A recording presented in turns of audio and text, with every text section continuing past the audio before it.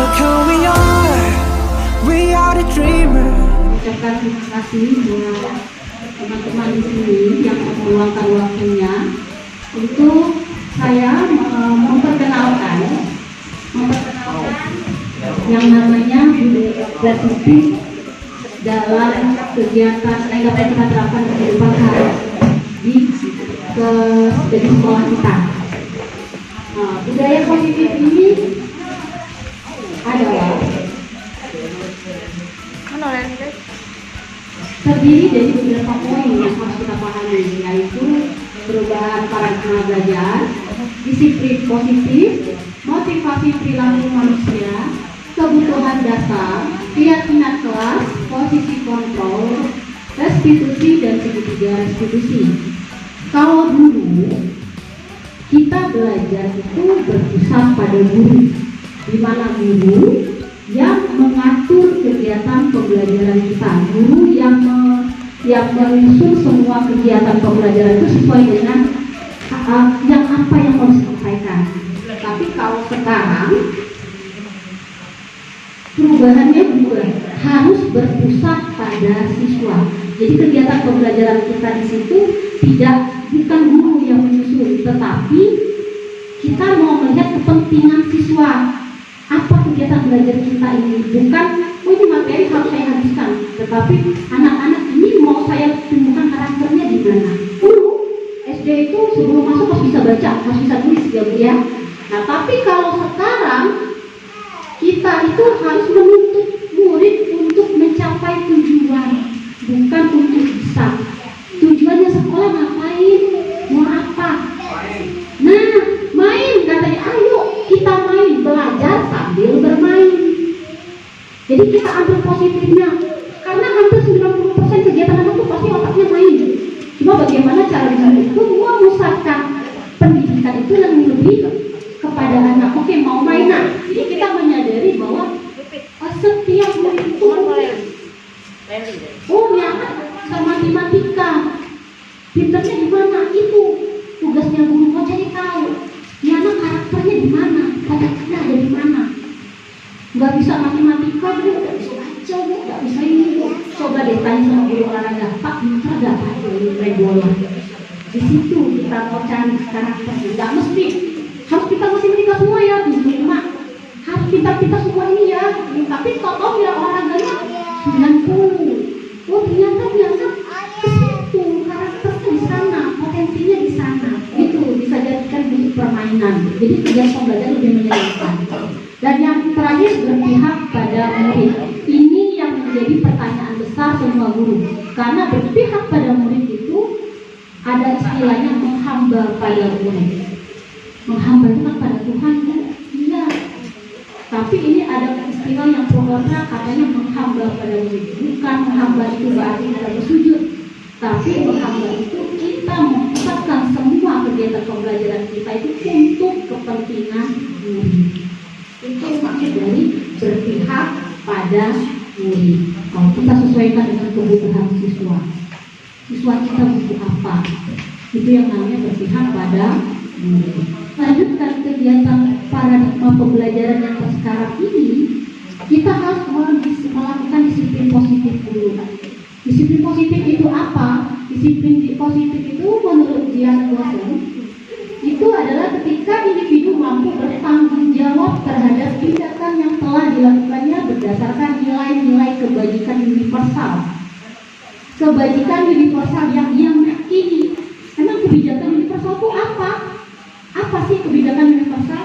Kebijakan universal itu ialah yang tertuang pada 5P itu, mandiri. Kita mau menciptakan siswa yang mandiri. Mandiri itu berarti dia sudah memiliki kemampuan untuk melakukan sendiri, bukan masuk sekolah, nak masuk, nak duduk, buka buku, PR-nya sudah belum, bukan itu. Tapi yang posisi mandiri, anak itu secara tidak lama sendiri baris, masuk sendiri, mulai membuka bukunya sendiri, itu sudah termasuk mandiri. Oh, tanpa di sini dia tahu bagaimana cara mengembangkan diri dia, belajar sendiri, buat tugas sendiri. Itu yang namanya mandiri. Dan yang ketiga, bernalar kritis. Kita biarkan anak kita bernalar kritis. Bernalar kritis itu berarti anak kita itu memiliki pemikiran yang lebih kreatif, ya kan? Jadi anak kita tahu mau gimana sih belajar. Tidak hanya suruh nak kerjakan materi ini ya, tapi dia tahu, 1+1 kalau saya bikin 1 coklat ditambah 1 coklat, boleh nggak? Boleh. Itu namanya bernalar kritis. Dia bisa memaparkan jawabannya itu lebih dari ekspektasi kita. Itu namanya bernalar kritis. Yang 3, kreatif. Yang kreatif biasanya dia memiliki daya nalar yang kritis juga. Anak yang kreatif ini biasanya cenderung yang memiliki jiwa yang mampu menciptakan sesuatu, istilahnya itu ya.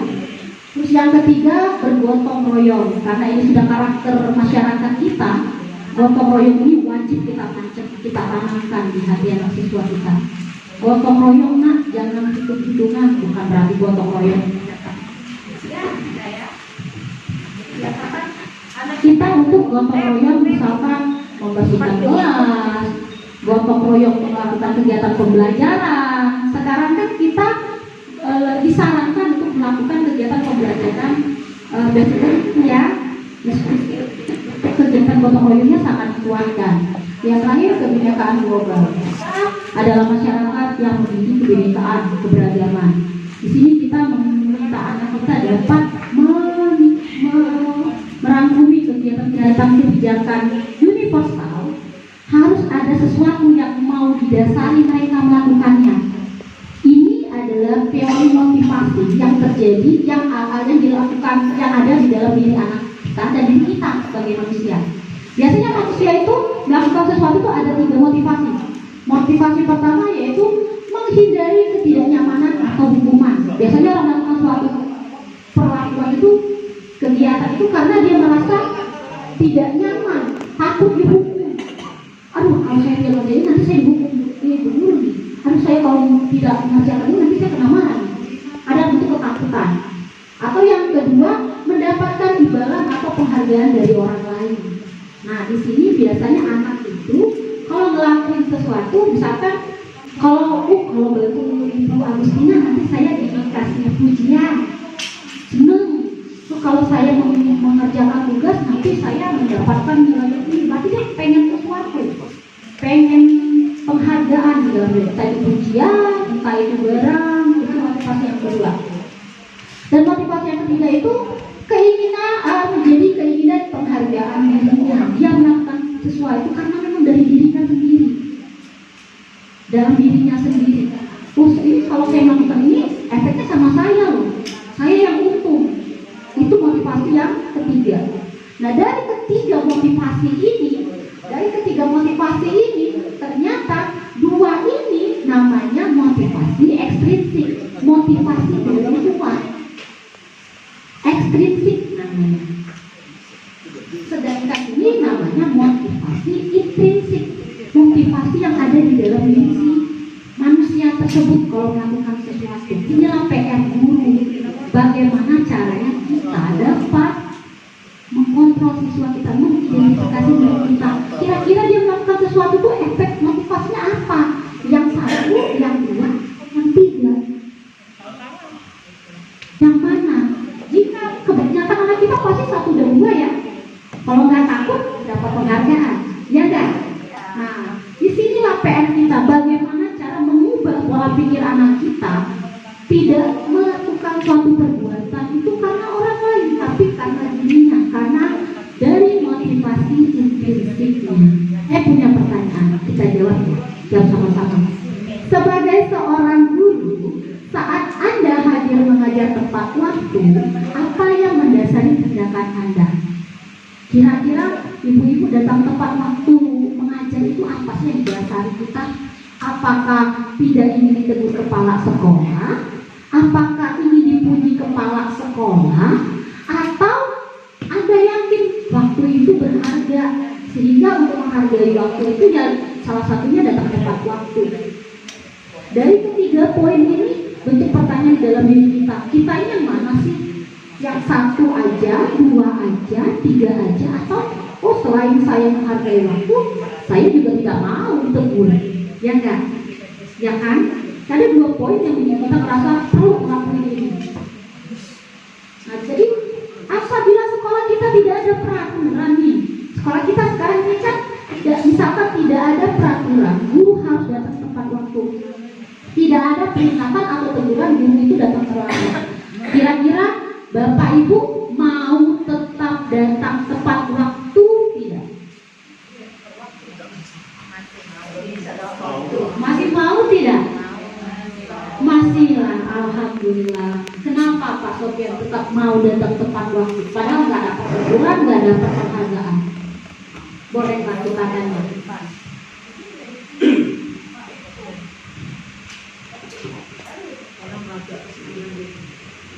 Kira-kira kata Bapak tadi, kalau tidak ada peraturan, tidak dapat hukuman atau penghargaan, tidak mesti datang tepat waktu. Masih tetap mau datang tepat waktu? Masih tetap. Kenapa? Kan nggak ada peraturan penghargaan, tidak ada hukuman. Karena tidak ada tanggung jawab pada siswa. Karena kita ada tanggung jawab pada siswa. Terima kasih kasih. Terima kasih buat Pak Sofian, jawabannya bijak sekali kata Bapak. Saya tetap datang tepat waktu karena saya punya tanggung jawab terhadap siswa. Nah, dari situ aja Bapak kita ini sudah memberikan contoh motivasi intrinsik. Berarti ada di dalam diri dia tanggung jawab dia. Ya, jadi di sini kita mau mengubah pola pikir anak kita bagaimana sekarang mengubah pola motivasinya itu tidak ekstrinsik tapi intrinsik agar dapat berkelanjutan, berbudaya bahasanya. Kan anak kita ini yang mendasari perilaku mereka melakukan suatu perbuatan itu motivasinya apa? Ini anak apa ya? Kebanyakan apa ya Bu Alvina ya anak kita ini? Motivasi intrinsik. Alhamdulillah ternyata telah ini sudah menjalani ada. Mereka melakukan suatu kegiatan itu karena sudah mendapatkan motivasi intrinsik dari siswanya. Sekarang kita lanjut di sini. Nah, yang di sini ternyata melakukan suatu perbuatan itu biasanya didasari oleh hukuman, konsekuensi, dan restitusi. Apa itu? Tiga ini apa?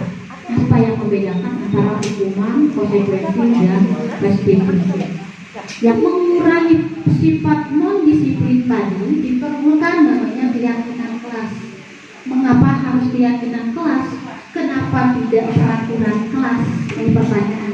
Apa yang membedakan keyakinan kelas sama peraturan kelas? Di sini kita tekankan keyakinan kelas karena kita buat keyakinan kelas dalam kegiatan pembelajaran. Keyakinan kelas itu apa sih? Dialog pembelajaran.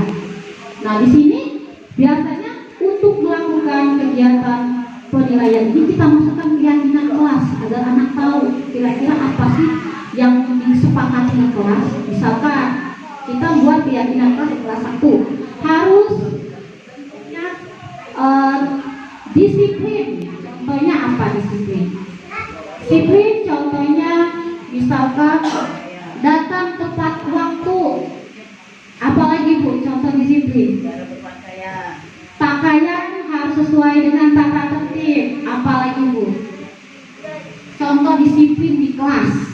Jadi kita bikin keyakinan kelas. Kita sama-sama dengan guru dan murid tidak melakukan biar semuanya anak kita tahu ini saya yang buat sendiri, ini saya yang lakukan sendiri. Jadi kalau mereka melakukan kegiatan pelanggaran, mereka merasakan ada di hati dia itu, oh ternyata saya mau buat sendiri peraturan, saya sendiri yang mau melanggar peraturan. Seperti itu. Saya lanjutkan. Apa yang membuat manusia itu melakukan kesalahan atau pelanggaran? Kenapa sih orang melakukan kesalahan, pelanggaran? Karena manusia itu tidak bisa memenuhi kebutuhan dasarnya. Kebutuhan dasar manusia itu apa sih? Yang pertama itu kebutuhan bertahan hidup. Yang kedua, kebutuhan kasih sayang dan rasa terima kasih, rasa diterima. Yang ketiga, kebutuhan akan penguasaan. keempat, kebutuhan akan kesenangan. Dan kelima, kebutuhan akan kebebasan. Kebutuhan bertahan hidup di sini, kita tahu bekerja sama hidup itu pasti sadar, tangan, papan. Biasanya orang kalau dia sudah lapar apa aja dilakuin, ya enggak. Banyak sekali pelanggaran perbuatan-perbuatan negatif yang dilakukan karena tidak terpenuhi, karena dia lapar. Yang kedua, kebutuhan kasih sayang dan rasa diterima. Ini yang banyak terjadi pada anak kita. Anak kita suka ribut di kelas, misalkan gabung teman, ya, lagi ngajar kita dia gabung teman. Kenapa? Karena kebutuhan dia tentang rasa kasih sayang kurang. Pengen diperhatikan, karena dia nggak bisa menguasai materi itu. Dia merasa bosan, nggak bisa matematika. Jika ada guru matematika nggak masuk. Masa ngajarin tugas itu aku nggak ngerti. Karena mereka tidak menguasai materi apa. Materi itu nggak tahu aku. Itu kebutuhannya tidak terpenuhi. Dan yang ketiga, kebutuhan kesenangan. Nah ini anak suka melakukan kesenangan, sehingga terjadilah pelanggaran. Misal anak tahu-tahu kita lagi ngajar di belakang bertengkar, ya kan? Tahu-tahu di belakang lari-lari. Di sana ternyata mereka pengen melakukan suatu kesenangan yang membuat mereka melakukan pelanggaran. Emang apa yang kamu mau di situ? Biar aku senang-senang baik sama kawan. Ternyata itu membuat mereka melakukan pelanggaran. Kebutuhan kesenangannya kurang. Dan yang terakhir, kebutuhan akan kebebasan. Kebutuhan akan kebebasan itu biasanya anak terintimidasi dengan koridor kita. Anak pengennya bikin, misalnya menggambar. Anak pengennya menggambar hewan. Enggak nak, kita hanya enggak gambar hewan, kita hanya gambarnya buah. Itu berarti kebebasan mereka itu tertutupin, terbatasin. Disitulah merasa jenuh, akhirnya tidak menyukai pelajaran tersebut. Jadi kita diberi kebebasan, kamu maunya apa? Oke, kita kegiatan menggambar ya. Enggak, kamu maunya apa? Saya mau gambar komik, silakan. Kamu mau gambarnya apa? Saya mau gambar ini Bu, boleh. Saya nggak suka gambar Bu, saya sukanya mozaik, boleh. Nah, berarti kita memberikan kebebasan mereka untuk berkreativitas. Nah, untuk memenuhi kebutuhan anak tadi, kita harus dapat menentukan posisi kita di situ. Posisi guru itu ada 5 posisi kontrol yang harus kita penuhi diri kita. Yang pertama ini posisi penghukum. Ini yang sering kebanyakan guru itu posisinya sebagai penghukum. Biasanya kalau posisi penghukum ini menggunakan intonasi yang tinggi, ya kan, menggunakan mimik muka yang kurang bersahabat biasanya, ya. Nah, biasanya kalau posisi penghukum dia menggunakan hukum fisik maupun verbal. Ya katanya kita bisa dijubit, bisa pukul. Kalau verbal kita biasanya langsung ke perkataan yang menyakitkan anak. Dasar pemalas itu kan sudah menyakiti, sudah penghukum. Contoh dari kalimat itu, kamu ini malas sekali, setiap hari terlambat terus. Kita sudah menghukum dia dari kata malas. Ini sudah bentuk hukuman verbal kepada anak kita. Atau kalimat awas ya, kalau kamu tidak patuhi perintah saya, itu tidak ada hukuman Bu. Kata awas ini sudah hukuman, ancaman di sini. Berarti kita masuk ke posisi penghukum. Biasanya kalau kita masuk ke posisi penghukum, anak kita ini jatuhnya menjadi pendendam, jadi dom. Ada 2 kemungkinan, mungkin dia nangis, mungkin dia dom. Dia dom merasa dikucilkan, jatuhnya pelajarannya berubah. Yang kedua ini teman. Yang kedua ini teman. Teman biasanya kelas untuk siswa kelas atas ya. Kalau teman ini posisi teman biasanya gurunya itu tidak akan menghukum, merasa teman. Ya kan? Bahasanya lebih lembut, suka berpola, suka kayaknya bisa assalamualaikum lah, namanya juga teman.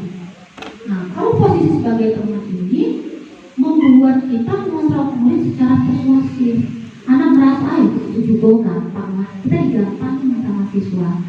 Jadi kalau melakukan perbuatan sesuatu yang melanggar, dia merasa udahlah ibu ini gampang lah, biasa berkali cuma bikin tugas enak. Nah, ada apa? Siswa di sini tidak bisa menemukan motivasi intrinsik di dalam diri dia, makin terpuruk dalam pelanggaran daya tadi, dari sifat positifnya tadi. Contohnya gimana sih yang namanya teman di kalimat ini?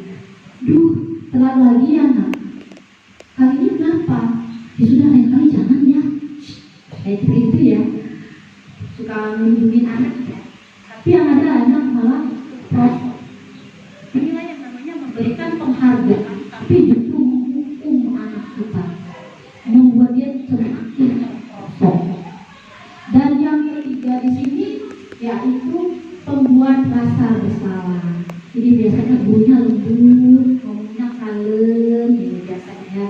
Kalau pembuat rasa bersalah ini, nada diucapnya itu memang lembut, kalem, membuat merasa anak itu merasa nggak nyaman, nggak keenakan, buatnya merasa nggak keenakan. Karena dia mau manage otak anak kita itu menjadi bersalah terhadap kita. Contohnya ini, misalkan anak melakukan pelanggaran, orang gurunya pasti bilang gini, apa kamu tidak kasihan sama orang tuamu jika begini terus? Atau bilangnya kayak gini, nah tolonglah, gak kasihan apa sama ibu ini, ya sudah dari pagi sampai sore kok itu. Dan ada timbul rasa tidak enak sama guru tersebut, hanya berlangsung sebentar, dia mengulang lagi, atau dia tidak akan mengulangnya kepada gurunya ini, tapi mengulang kembali kepada guru yang lain. Dia hanya sama ini aja. Yang ada anak cuma terdiam, berpikir sejenak, dan kembali lagi. Ini kurang efektif. Dan yang keempat, pemantau. Posisi pemantau. Saya ini cenderung kalau kemarin lebih ke pemantau.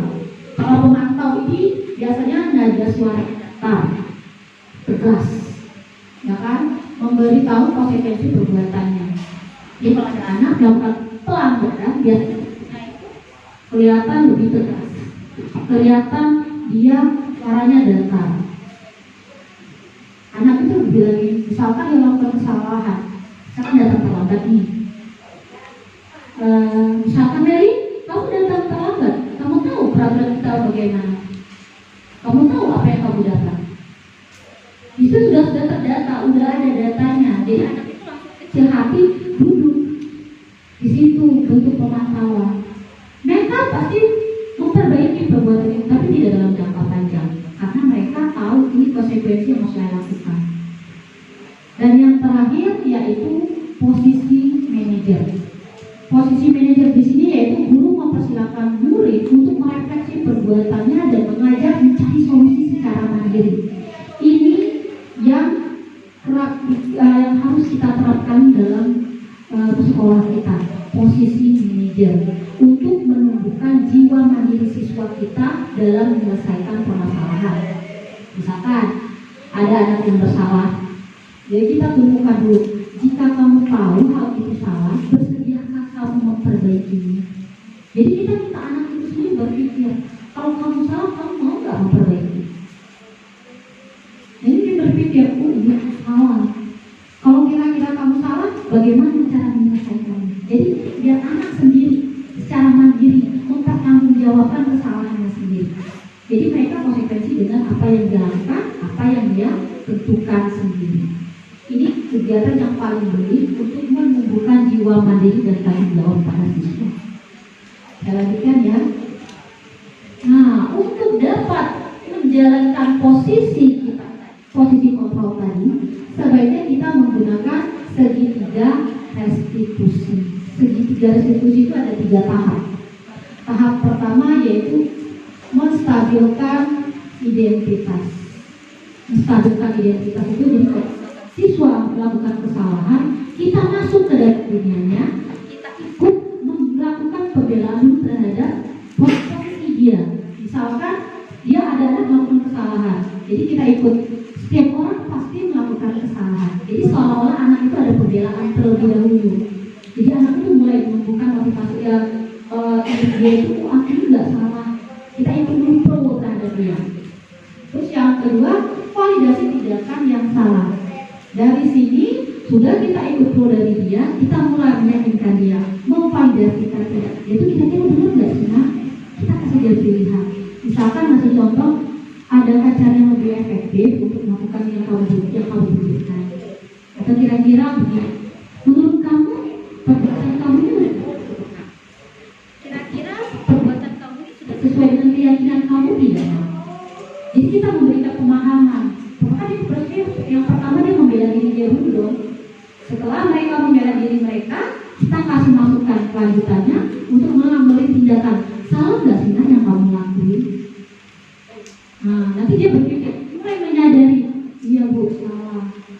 Dia kan udah tahu posisi dia itu sebenarnya tidak sesuai dengan keyakinannya. Dan yang terakhir, menanyakan keyakinan.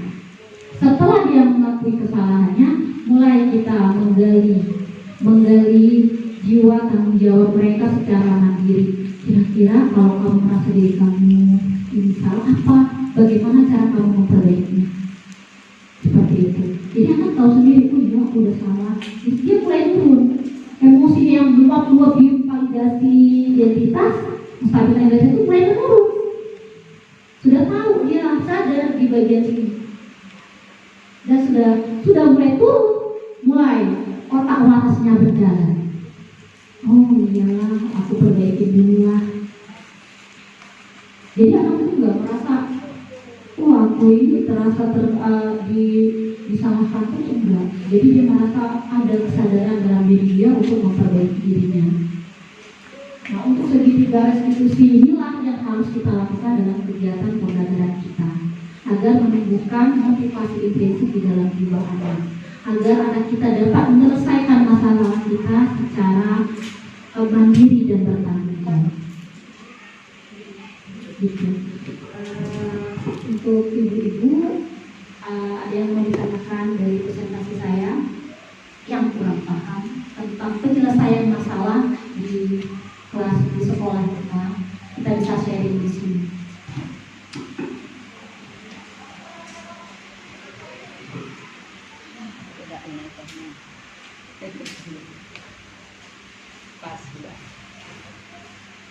Oke, kalau tidak ada, saya ucapkan terima kasih untuk partisipasinya dalam kegiatan pengenalan budaya positif di dalam sekolah, lingkungan sekolah kita. Saya harapkan kita bisa menerapkan kegiatan segitiga restitusi dalam melakukan menyelesaikan dan meningkatkan karakteristik diri kita. Saya tutup presentasi hari ini. Saya ucapkan Assalamualaikum warahmatullahi wabarakatuh. Pagi ini kita akan mulai membuat kesepakatan kelas kita di hari pertama kita melakukan kesepakatan kelas itu apa? Kesepakatan kelas itu suatu perjanjian atau kepercayaan kelas kita yang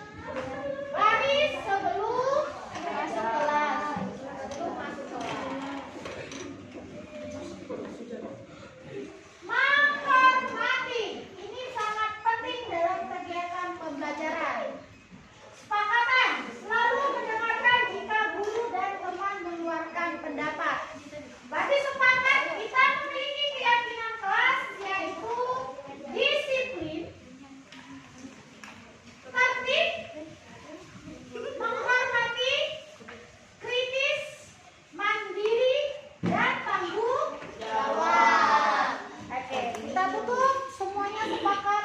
1, 2, 3.